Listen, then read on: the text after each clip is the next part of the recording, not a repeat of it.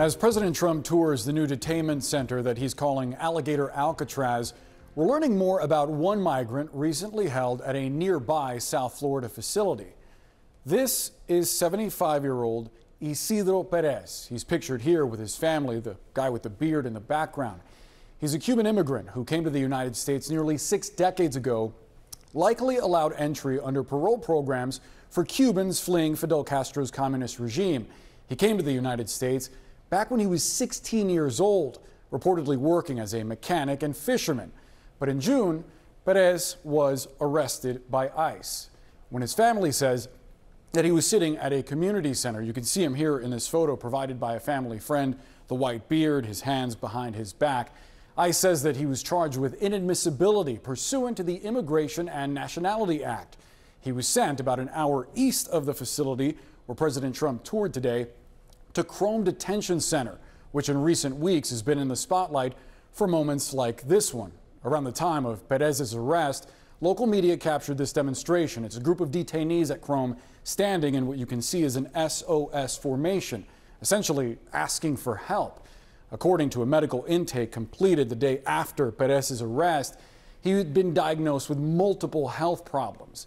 His former partner, Maria Alanis, told the Miami Herald that the 75-year-old complained of severe overcrowding at Krome and of there not being enough beds and him having to sleep on the floor. About 2 weeks after entering Krome, Perez had to be taken to a local hospital where ICE says that he was admitted with unstable angina, cardiac issues that could lead to a heart attack. ICE says that he was discharged last Wednesday, but then the next day he reported chest pains and suffered a medical emergency. Rescue crews were able to revive him and then transfer him to a local hospital for treatment, but a short time later he was pronounced dead. So why was this 75-year-old man found inadmissible into the United States after being here for almost 60 years? It may be because some 40 years ago in the early 1980s, Perez was convicted twice for possession of a controlled substance. Court records uncovered by the Miami Herald show that in one of those cases, he and another person were stopped on a boat and charged with possession and intent to distribute some 1,500 pounds of marijuana. At the same time, a judge sentenced him to 18 months in prison with 2 years probation. A family member told the Herald that the stint in prison actually gave Perez the opportunity to turn his life around, and he became an excellent person who helped his loved ones, especially the young ones, learn to swim and fish. In a letter notifying Congress that he'd passed, ICE says that, quote, it remains committed to ensuring that all those in its custody reside in safe, secure, and humane environments. Comprehensive medical care is provided from the moment that individuals arrive throughout the entirety of their stay. Here's the president's border czar, Tom Homan, at the White House when he was asked about Perez's case. I'm unaware of that. I'm not aware of that. I mean, people die in ICE custody. People die in county jails. People die in state prisons. I mean, if you look at, when I was ICE director and we drilled down that, the question should be how many lives does ICE save? Because when they go into detention, we find many with diseases and stuff that we deal with right away to prevent death. So I'm not aware of that specific case, but I'll say this. People can argue with me all they want, but the facts are the facts. I think that politicians in New Jersey found this out, that we have the highest detention standards in the industry. The official cause of death for Isidro Perez is still being investigated. His family, though, has questions, including his stepdaughter, who told the Miami Herald, quote, I don't understand what's really going on. We're all human. Why are they picking up 75-year-old people? Joining me now to discuss is Claire Healy. She's an Esserman investigative fellow at the Miami Herald, and also John Sandwig, a former acting ICE director under President Obama. Thank you both for being with us. John, with the information that we've gathered on Isidro Perez, do you believe that he was a public safety threat or a national security threat, someone who needed to be removed from the United States? Boris, no, I certainly don't think he's a public safety threat. I think one of the realities that people don't understand about immigration detention is often two things. One is obviously this administration has taken an approach of detaining everybody. However, even after you're detained by ICE, certain individuals are eligible for bond hearings before immigration judges. But oftentimes that eligibility hinges on how you entered the United States. In this case, he was paroled into the United States, and most likely he was deemed not bond eligible.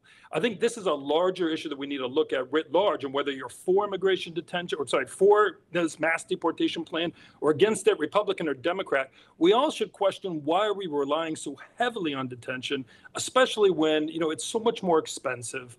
It's not necessary, and ankle bracelets have proven to be a very effective deterrent. And the final thing is, it's very hard to operate a detention system that is entirely safe. You're just congregating lots of people in an area where it's difficult to provide medical treatment. And of course, those issues are exacerbated right now by the overcrowding that we're seeing in the ICE facilities. Claire, I should tell you that I grew up in Miami, and as a kid growing up, you would hear horror stories about what happened at Chrome. It was almost like a haunted house, the folklore that would come out of there. Talk to us about that facility. What do we know about it?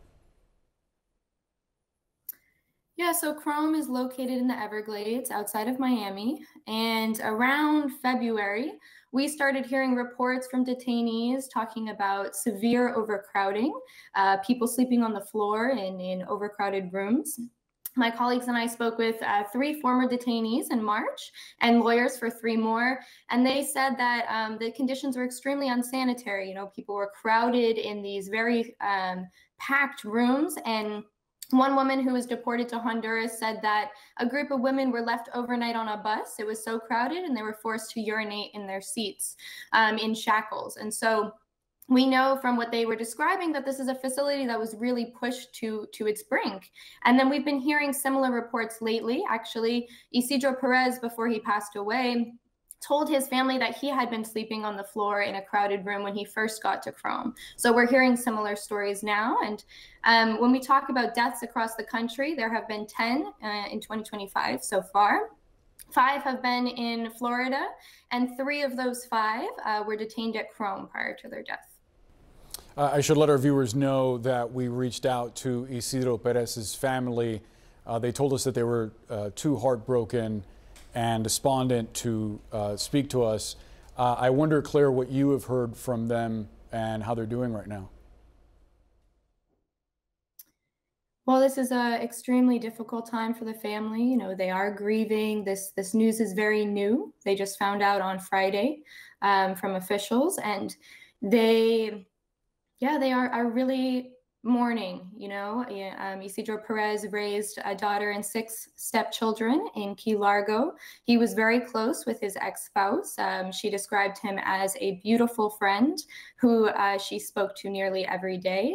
Prior to when he was detained, she would bring him meals. They supported each other over the last 4 decades, really. And they raised these children together, in Key Largo. He taught them how to fish. He taught them how to swim. He, as one of his stepchildren said, really taught them survival skills. And they, as a family, care deeply about him. And this is a really difficult time. And as you mentioned at the beginning of this conversation, they have some questions, Mainly, they were questions about why he was detained. He had a long medical history, and his ex-wife said that he was raising concerns to her about not receiving his medication before he passed away. So they want to know about that and the treatment before he died. So they do have those questions about what led to his death. They said they were not informed he was in the hospital immediately, and so they have questions about that. I think it's a lot to process.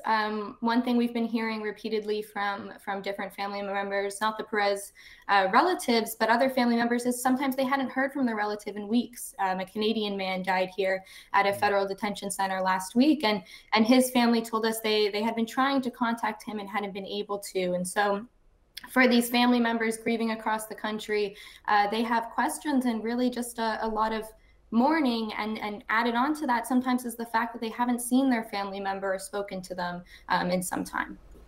Please do let us know if they hear from him. Claire Healy, John Sandwyk, rather, if they hear from administration officials, I should say, my mistake. Claire Healy, John Sandwyk, thank you both. Thank you so much.